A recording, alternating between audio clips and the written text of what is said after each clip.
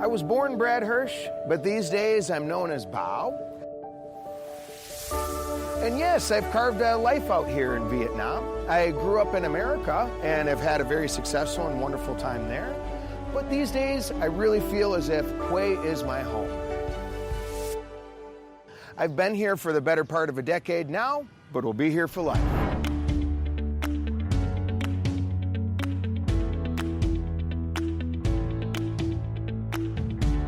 Woo-wee!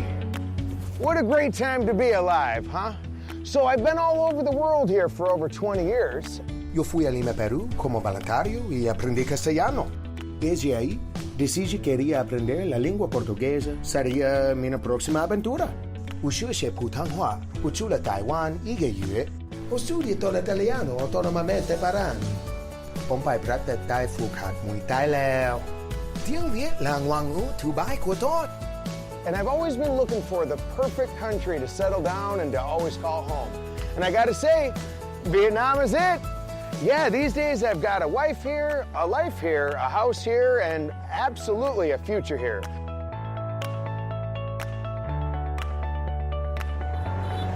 Hello and welcome to Talk Vietnam. This week we bring you to Hue City, the former imperial capital of Vietnam, where our guest today, a world traveler, decided to settle down for good. Hi, Brad. Wonderful to have you here, Lena. Well, we got a beautiful cruise in front of us today. So yeah, let's go get started, huh? Sure. Brad Hirsch has welcomed Talk Vietnam by taking us on a trip to one of the most famous attractions in Hue City, the Khai Tomb, an outstanding monument with distinctive architecture that blends the modern and the ancient. The Khai Tomb is a must-see whenever Brad's friends visit Hue City. They combined those different things into one animal. So they take the scales of the fish, you know, and then they take the horns of the bull, and then they take the hands of a lion, and they combine, you know, the different animals in there. My Chinese friends, had a lot of fun facts about where dragons come, well, the idea of dragons come from.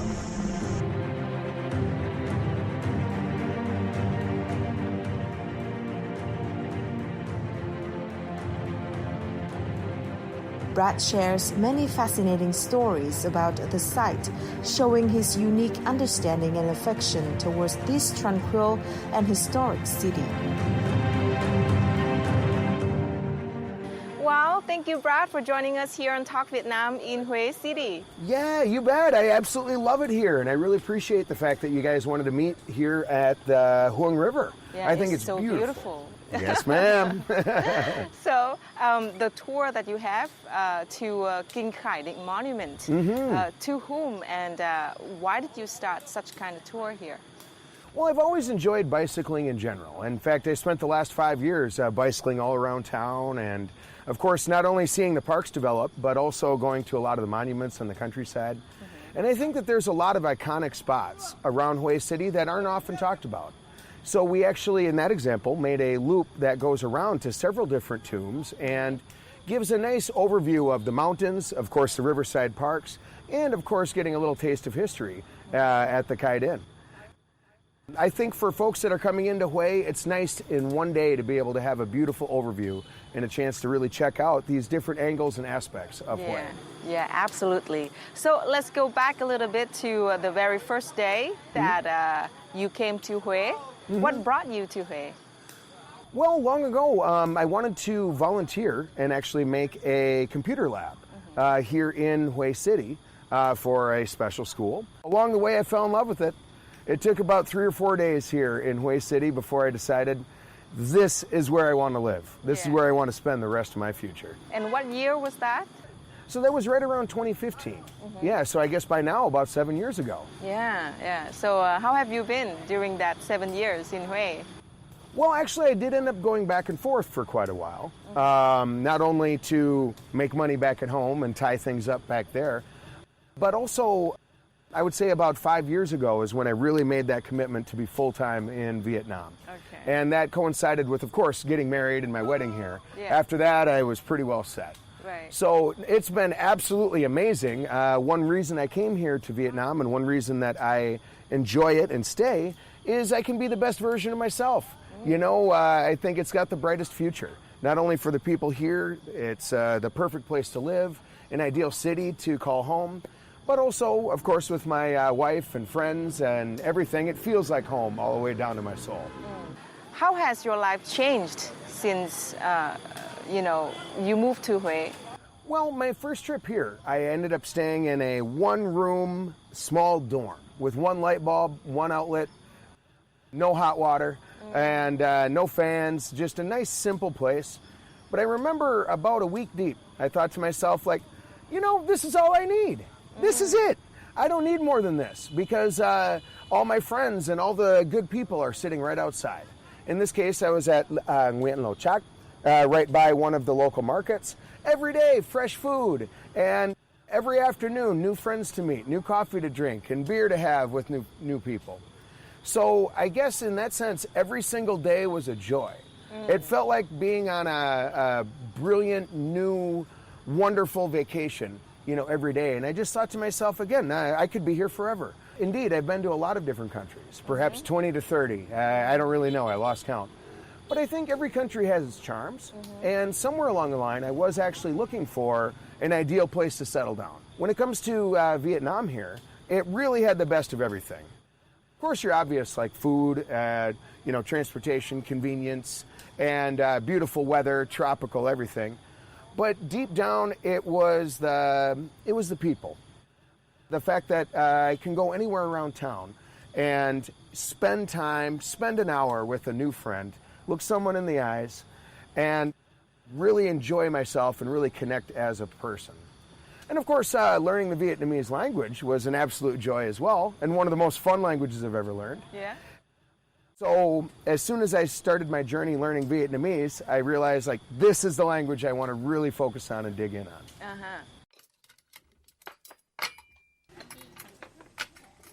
Brad Hirsch is an avid learner of new languages.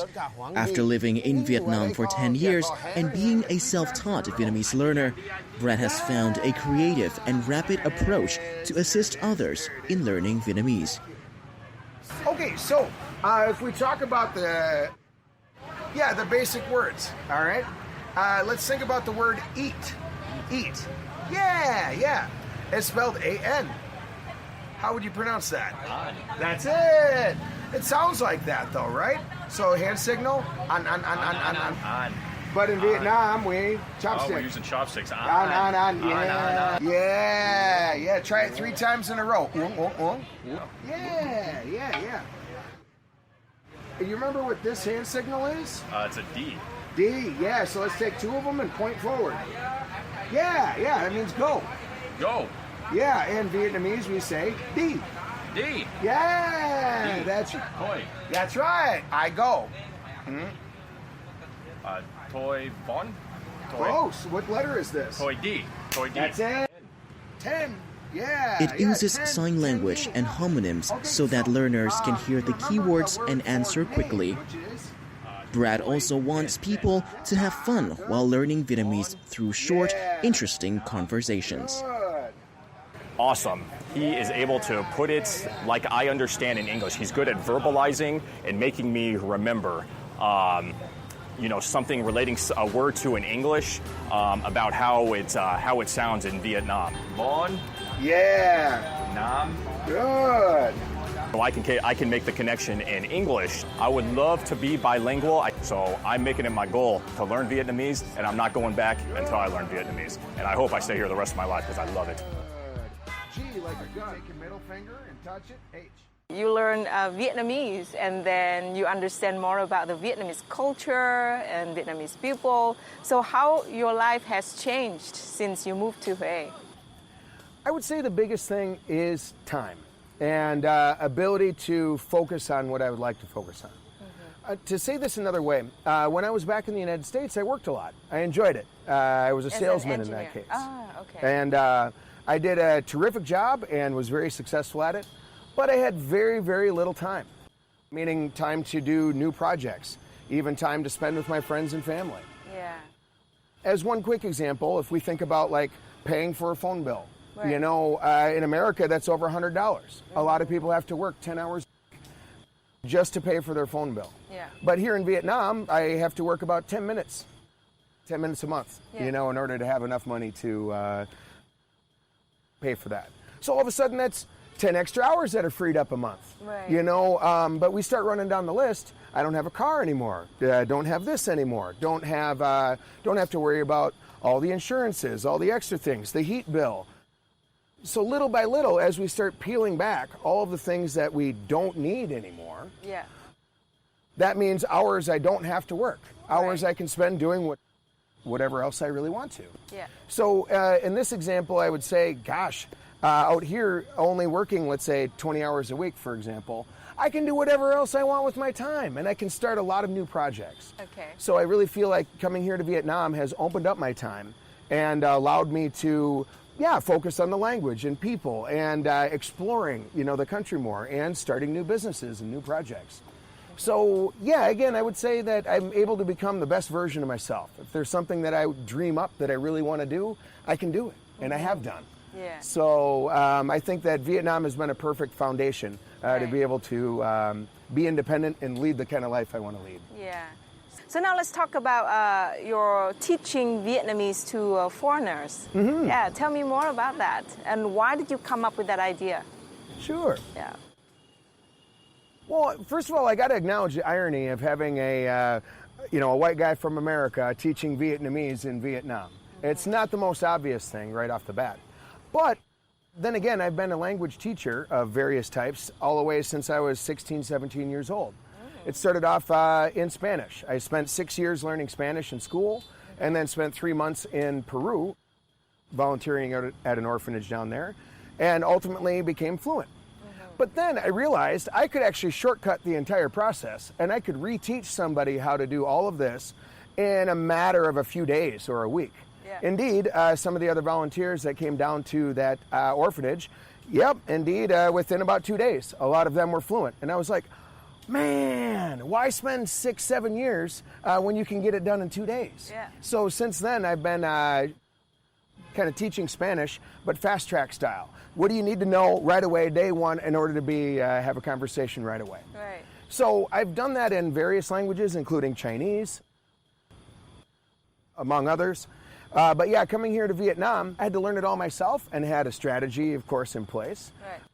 which in this case includes, let's say I wrote a personal statement, 2 paragraphs long. Yeah. And then I translated that into Vietnamese and had a Vietnamese person record it. And prior to getting here to Vietnam, I just listen, read. And I basically taught myself literacy, from that. And my first day when I got here to Vietnam, hey, xin chào, tôi tên Bao, tôi đến từ Mỹ, tôi thích xem bóng đá. And they're like, you must have been here for years. I'm like, oh, no, $5 on Fiverr. Yeah, and got it. Yeah. The top 20 verbs and adjectives that you need, how to count and so forth. All those basics that you need day one.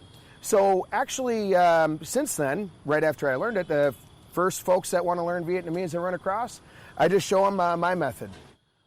In most cases, within an hour or two, they're already rocking. And we can already go shopping, can already accomplish something. Yeah, it's so cool.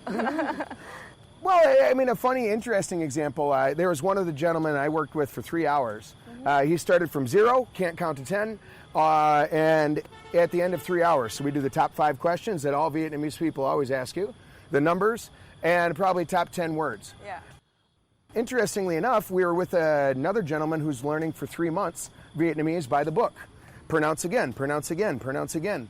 And while we were at the coffee shop going up to pay, my guy was like, xin chào, mấy tiền. Oh, okay, 100.000, phải không? Okay, tôi có 200. The other guy was like, cham? Bon chup? What? I didn't learn that yet, sorry. It's like, if you just spend those first few hours on the absolute necessities, Right. you can do it terrifically well. So I enjoy blowing people's mind. If they've never learned a language, I'm old, I'm bad at this, I'm tone deaf, I'm whatever excuse they've got. An hour later, they're rocking. Yeah. And that's enjoyable to me. Yeah, right.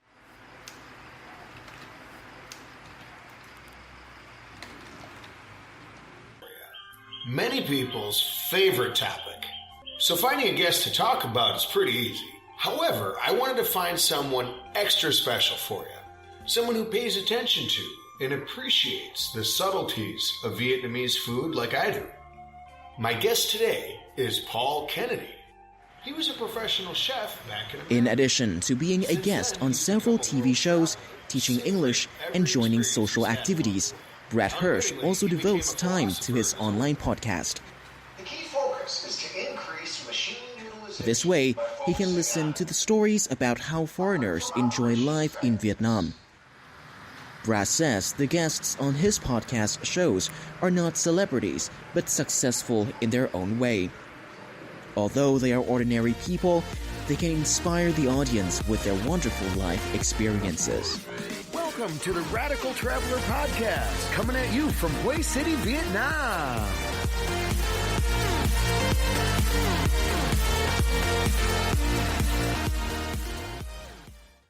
Now you're working as a freelancer, right? Mm-hmm. Yeah. So tell me more about the job of a freelancer. Sure, yeah. And by definition, a freelancer does a lot of different things. And in my case, gosh, I have my hand in about 20 different pots. Yeah, as an example, I do a lot of translating from Vietnamese to English. Okay. Lately, I've been working with history. So there's a few textbooks and novels that are being written. They're from Vietnamese into English. A lot of the museums here in Vietnam also want to translate their exhibits and so forth. So I find that to be really enjoyable because I get a chance to learn more there. Yeah. But beyond that, I do a lot of consulting for American folks, especially that want to retire and or move to Vietnam long term. So why do you think that Vietnam is a worthy place for people to live in and to retire? There's a lot of reasons. One of the main ones would be just getting the simple life. Really. Just having a life where you don't have to worry about the minutia, you know, all of the bills and phone calls and all that other small stuff.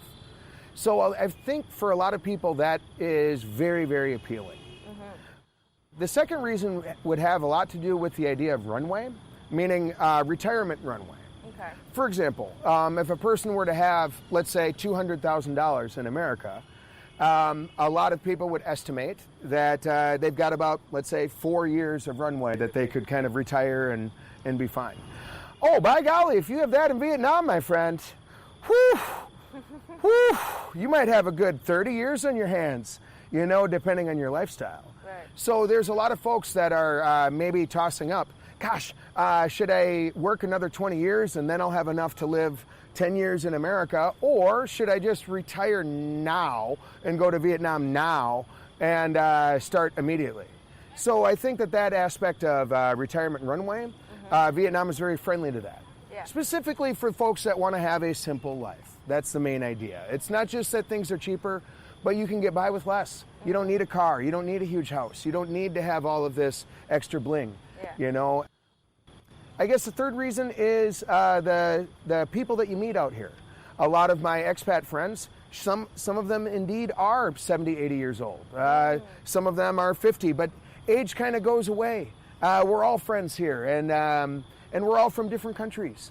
And so I think being able to have a beautiful group of friends that are all winners, that are all international folks, that are all doing what you're doing, and we've got a beautiful environment in which to do it. I think that's very appealing for a lot of people.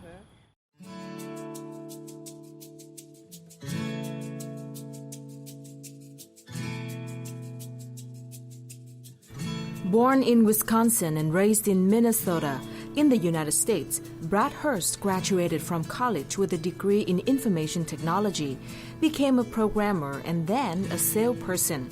However, working in a restrictive environment isn't his cup of tea. As a person who likes to experience life, Brad traveled to many countries around the globe. But it was Hue City that proved to be the destination of a lifetime. He married a Hue woman, Miss Nguyễn Thanh Lai, in 2017. And he considers his visit to Hue a great decision that brought him a happy and peaceful life. Brad likes to cycle with his wife each morning to admire Hue's peaceful beauty.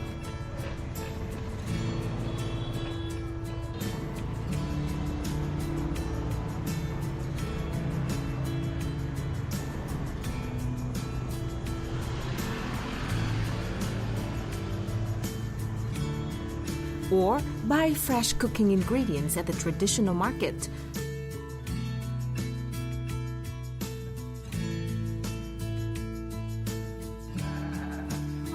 Sometimes they visit his father-in-law's home to soak up the cozy atmosphere of a Vietnamese-style family meal.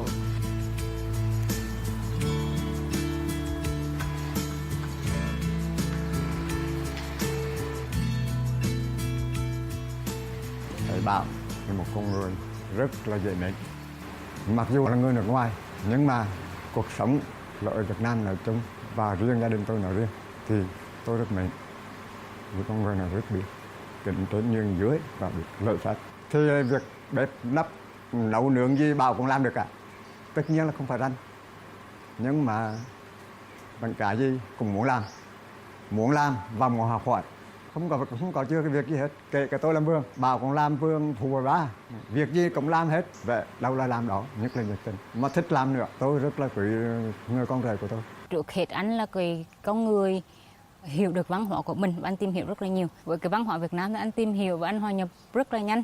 Kể cả những chuyện về đám cưới, đám hỏi, về đám giỗ, rồi là Tết, hòa nhập với cả gia đình, với là cả bạn bè và người thân ở đây rất là nhanh và anh thích điều đó. Anh Bảo thì những cái về ẩm thực hay văn hóa, mình đã nói là văn hóa anh hòa đồng rất là tốt.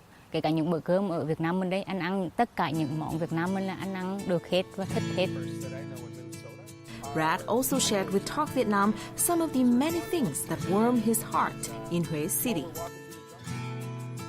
So I am a lover of nature, and being out here in this village, it's so wonderful because, of course, we're surrounded by fruit, nature, and trees, but they're all different, with all different names and uses and medicinal qualities and tastes, you know, and styles. So I think it's really special. So how often do you come here?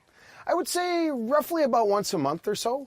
I can get here by bicycle in about 40 minutes. And I love digging deep on the plants and everything that they have here in central Vietnam. Right. So when you come, do the villagers recognize you and your bike? Well, of course, we got married right here at this house. And along the way, of course, our family roots go deep. So that means we have direct relations with at least half the folks out here in the village.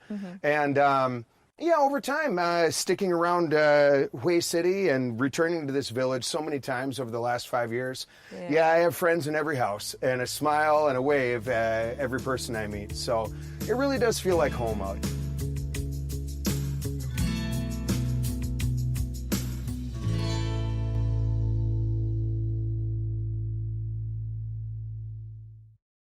We followed you and your wife to your parents-in-law's house in Hương Thủy district. And there we saw you blend in just like a Vietnamese son-in-law. Sure, sure. So was it very difficult at the very beginning to understand more about the Vietnamese culture and be part of it? One of the most beautiful experiences that I had was before getting married.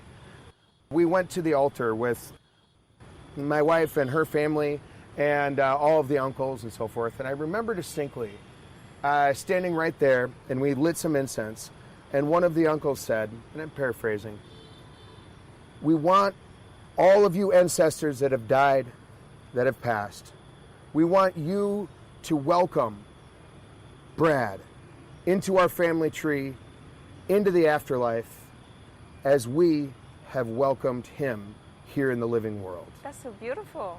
We want you to welcome him into our family forever. Just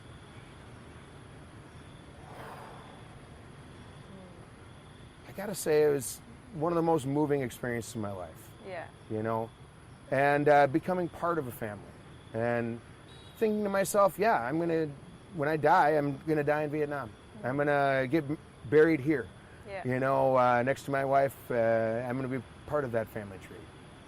So I would say that there was nothing in the way or nothing that held us back from having a beautiful relationship. And along the way, when I do spend time with the family there, I enjoy that sense of identity with them. You know, I'm part of this family for life. Yeah. And I'll help them out no matter what.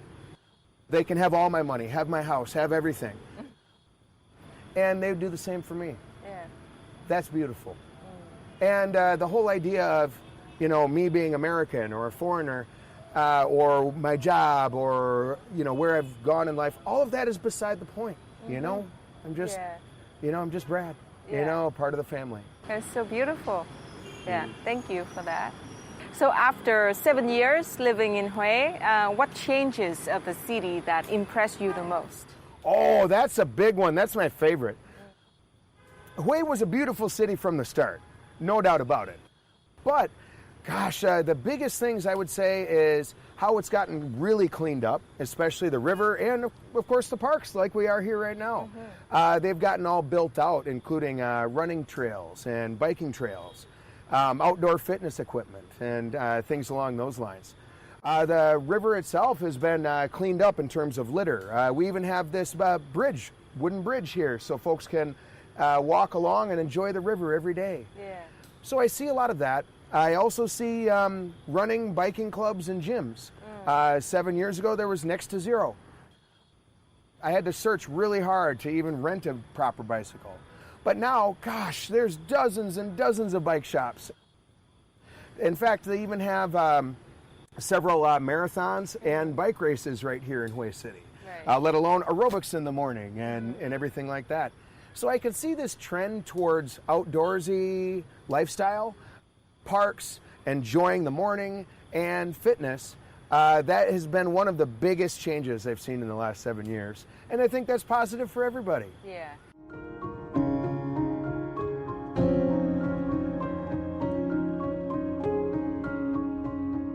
Brad Hirsch and his spouse visit Đức Sơn Pagoda every month to carry out charity work.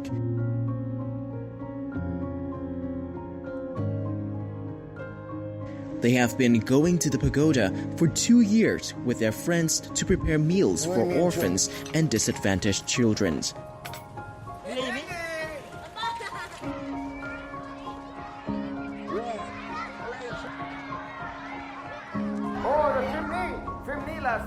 Bảo người rất là hòa nhập quê hương chúng ta, sống rất là giản dị và là biết thương người trong nước cũng như ngoài nước. Nhất là Bảo thì đã là về gắn bó quê hương xứ Huế rồi mà có trách nhiệm với cộng đồng.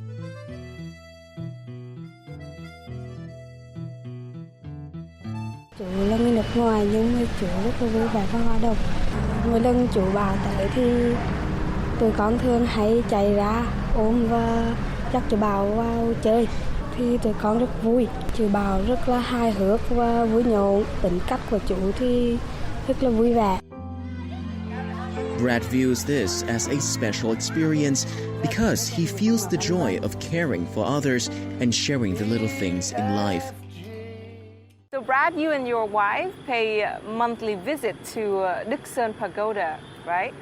How do this trip mean to you and your wife? Yeah, I always enjoy those trips out to Đức Sơn. Of course, my wife does have history, out there. Spent a lot of years, at that particular orphanage. So I enjoy talking with the nuns, but also enjoy playing games with the kids. And really what we're offering folks is not only a meal, but a proper meal, something delicious, something wonderful. Along the way, I think a visit. A lot of these kids know that we're actually paying to buy the food and actually taking time out of our day to come and visit and hang out and high five, with folks. So I think that that kind of experience helps me be a more grounded person, Also, it's just raw, enjoyable, and it's a charity that a lot of folks have decided to throw money at and want to offer some support for this monthly meeting, and I think it's a wonderful experience all around. Yeah. So you talked a lot about how you enjoy riding bicycle in Hue. Tell me more about it. I would say that that's one of my biggest joys out here is getting a chance to go around and feeling the breeze. And I believe if you go a little more slowly, you can look into the eyes of everybody as you're going by, read every sign, and smell everything and stop more readily. Right. And for that matter, travel through the parks as opposed to being stuck in traffic. So I think that the lifestyle that a person has with a bicycle is a more beautiful, calm, but also deeper, experience than you would have, just zipping motorbike by motorbike. Right. And I like to point out to folks as well that, gosh, Hue City is very ideal, because crossing from all the way on the west side, way out in the countryside in the rice field, across the whole city until the east side, rice fields, 15, 20 minutes. Shoot, that's about as far as it gets. Right. So in that sense, it's a very accessible, city. And I really like the point when you said that you have everything here. For example, if you want history, and like a slow pace kind of living lifestyle, then you have the here, right? And then if you want a business and manufacturing, then you have an area for it. Can you talk more about that? Sure. We have this idiom in English, what color is a diamond? Which is kind of a funny way of saying it because really it's clear, but depending on the angle you look at it, it actually has every color, right? And I think Hue is very similar to that. So when folks say, oh, it's a sleepy, quiet town, yes, it is, if you want it to be.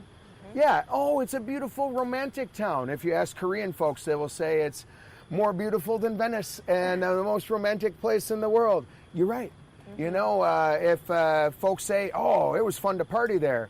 Yes, it is. You're right. Yeah, and if you like history, yes, we've got that. So in that sense, it does have something for everybody out here. Okay. And so through our biking tours, that's what we want to be able to show is, see the river, see the history, and see these changes, and get a chance to really taste all flavors of the rainbow. And so, I think Hue is a perfect city as far as that goes. Okay. If you can jump from one side all the way to the other, it's the whole board in one move. Sweet. This is not just a place to meet friends for a coffee. For the past 2 years, it has also been the venue for Brad's Friday Coffee Club, when members catch up for an English lesson. In addition, the weekly meeting is an opportunity to discuss various topics and play games. Thực ra mình ở nhà thì mình dạy cho con nhỏ mình tiếng Anh, nhưng mà mình có nghĩ rằng là nó sẽ tốt hơn nếu như mà nó được tiếp xúc và nó được tắm trong cái môi trường của người bản xứ. Do đó là mình mang con đến đây. Thứ hai nữa là mình cho con nó tập cái thói quen là tự lập và tự tin ngay từ nhỏ. Một vài bạn Việt có thể đến đây để nghe tiếng Anh, học tiếng Anh hoặc giao tiếp tiếng Anh để làm cho tiếng Anh họ tự tin lên. Nhưng vài người Mỹ hoặc là những người nước khác thì họ cũng không thể đến đây, họ học tiếng Việt. Brad sẽ thương lông những câu chuyện, những cái kiến thức mà Brad thu nhặt được xong chuyện làm một cách kiểu dễ hiểu, sau đó là sẽ cho mọi người, cho nên là giao lưu nhưng mà có thể học hỏi được rất là nhiều. Cho nên là thực ra thì cách này thực ra là rất là hay, đó là học như là không học, mình chỉ giao lưu thôi, còn kiến thức thì nó sẽ vào người mình một cách tự nhiên. Brad, you've traveled for 20 years, right? Before you came to Hue. And you can speak 6 different languages. What made you decide you want to resign here, spend your life here in Hue, and this is your, should I say, second home now? Yeah. Oh, sure, and actually that's on the list of those questions that are really hard for me to answer. When folks ask, how many languages do you speak? Or how many countries have you been to? I'm like, I don't really know, right? I probably dug in and studied a little bit, perhaps 20 to 30 different languages. When it comes to studying different languages, over time, there's certain similarities and patterns, but the truth is, you could drop me off in any place in the world, middle of the hills of India, and I tell you what, within the first few hours, I'll have the numbers figured out. I'll have the basic greetings figured out. Okay. You give me a couple hours online, I'll have the writing pretty well figured out.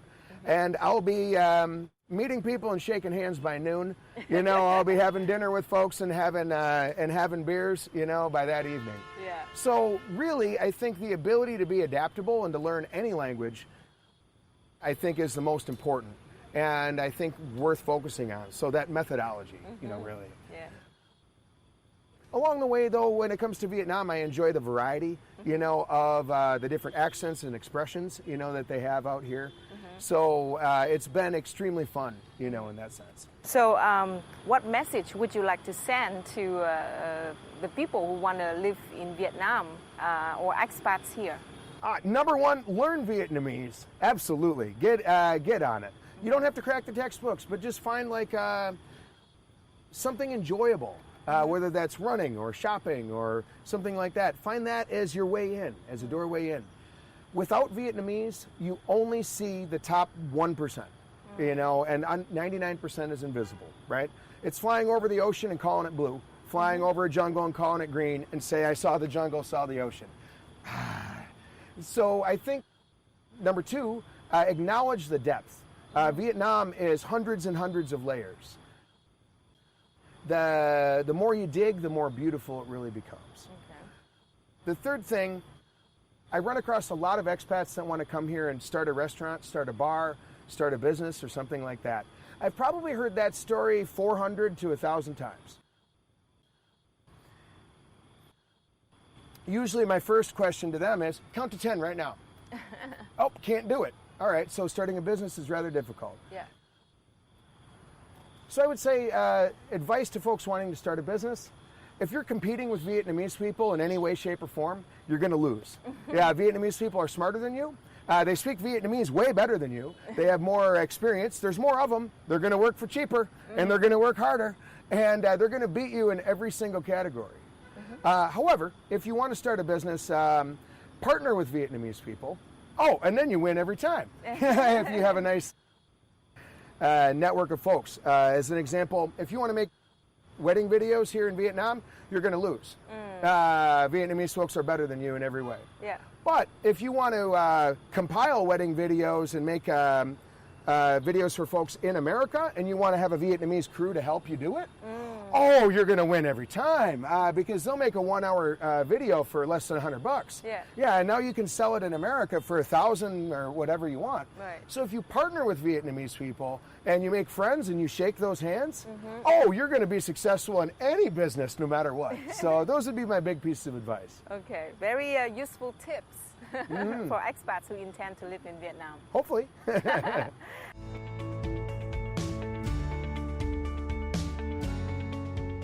For 5 years, Brad Hirsch has spent an hour per day cycling, which is 100 kilometers per week on average.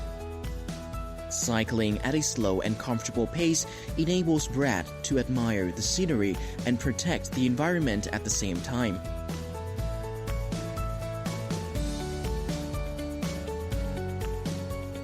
In addition, he and his friends have established bicycle tours around Hue City for tourists who want to experience Hue's beauty off the beaten track.